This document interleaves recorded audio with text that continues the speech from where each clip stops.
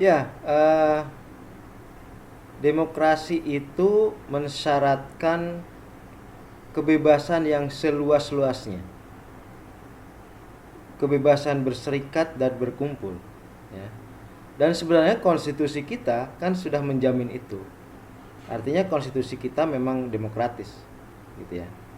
Nah, dalam prakteknya, meskipun kita menyadari bahwa kebebasan itu harus dibuka seluas-luasnya, rakyat harus bisa mengeluarkan aspirasi dengan mudah, ya, baik itu ke saluran resmi di DPR misalnya, atau mungkin saluran-saluran yang sebenarnya tidak resmi seperti turun ke jalan, itu harus dibolehkan, gitu ya.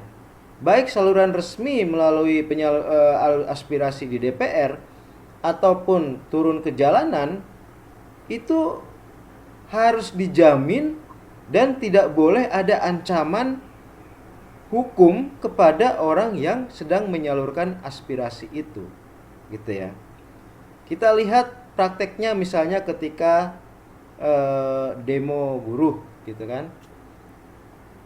Di ujung dari demo itu misalnya banyak, katakanlah, penangkapan atau apa gitu ya.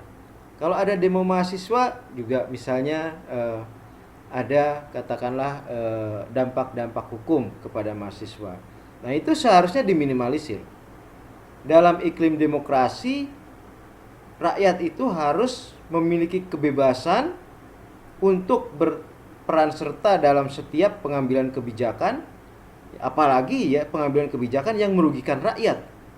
Itu harus diberi kebebasan untuk penyaluran aspirasi dan tanpa ada ancaman hukum di belakangnya, gitu ya. Jadi kalau kita lihat banyak penyaluran aspirasi yang kemudian berujung pada kasus hukum, itu artinya memang demokrasi kita itu belum demokrasi yang terkonsolidasi, gitu ya.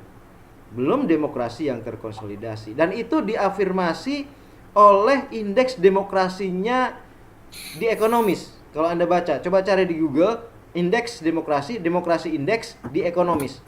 Indonesia itu ada pada namanya flow demokrasi. Flow demokrasi itu artinya demokrasi yang cacat, demokrasi yang belum utuh, demokrasi yang sakit. Kenapa begitu? Karena masih adanya hambatan-hambatan bagi Orang penyaluran nggak kepentingan rakyat, gitu. Negara ini bebas, tetapi kemudian di habis belakangnya ini itu ada selesai, soalnya habis dampak-dampak ini hukum. nah, Saya apa kira ya itu ya tambahannya ya, Bimo ya.